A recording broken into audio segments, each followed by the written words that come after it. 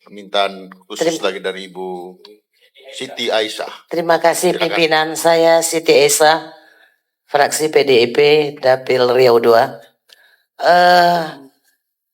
Ketika Bapak dipilih sebagai Menteri HAM, sebenarnya saya pribadi punya harapan besar karena Bapak adalah pemerhati HAM dan bergerak di sana.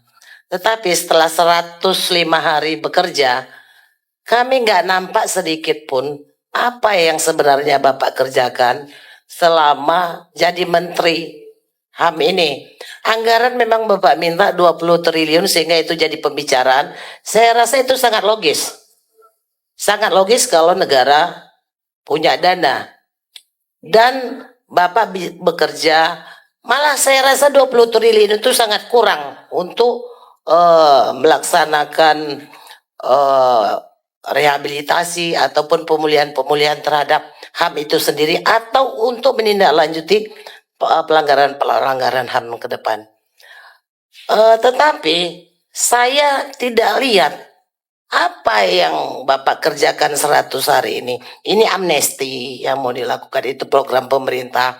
Terus perlindungan yang rencananya perlindungan migran itu Pak sedang dibuat hari ini undang-undang perlindungan pekerja migran Indonesia. Harusnya HAM juga mengasih masukan di sana supaya undang-undang yang dibuat itu juga benar.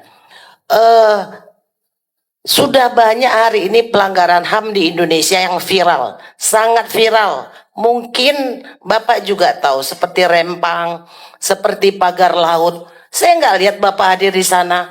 Apakah menurut Pak Menteri Rempang itu tidak melanggar HAM? Apakah pagar laut itu tidak melanggar HAM? Ya, jadi Pak, saya ingin ke depan, ayolah Pak. Ketika Bapak jadi Menteri, anggap sajalah itu cuma pakaian, tetapi kami ingin Pak Vijay yang dulu. Mungkin ada kendala-kendala, mungkin ada gesekan, mungkin Bapak bisa cari solusi yang lebih baik. Saya juga di sini melaporkan Pak, di daerah saya di Riau, Kabupaten Indragiri Hulu, 800 hektar kebun rakyat didoser tanpa hukum. Melapor ke Polda tidak dilayani, melapor ke pemerintah daerah tidak dilayani, melapor ke Dandim tidak dilayani. Ini terjadi Pak.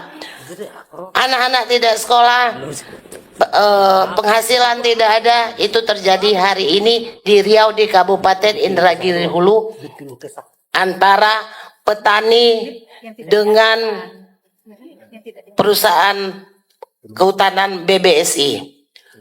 Yang kedua Pak, di Riau ada satu orang perempuan doktor, dosen di UNRI dipecat.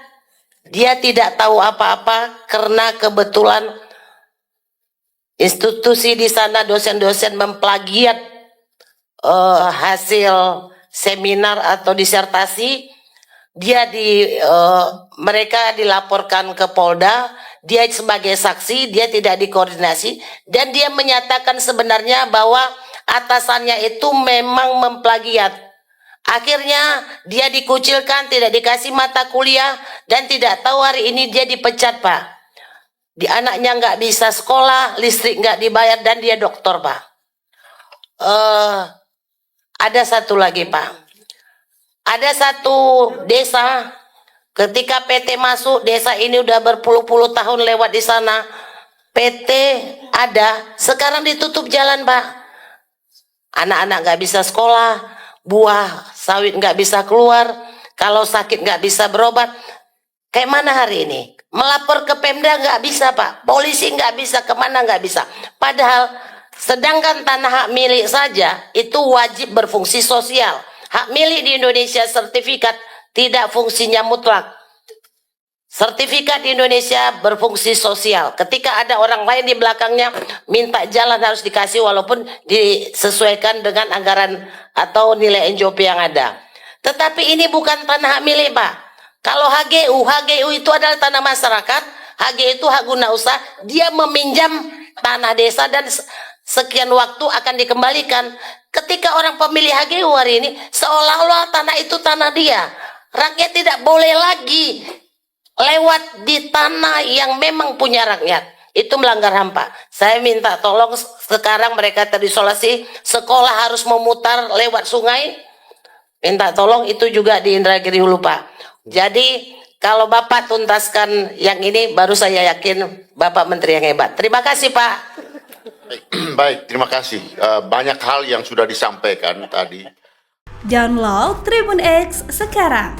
Menghadirkan lokal menjadi Indonesia.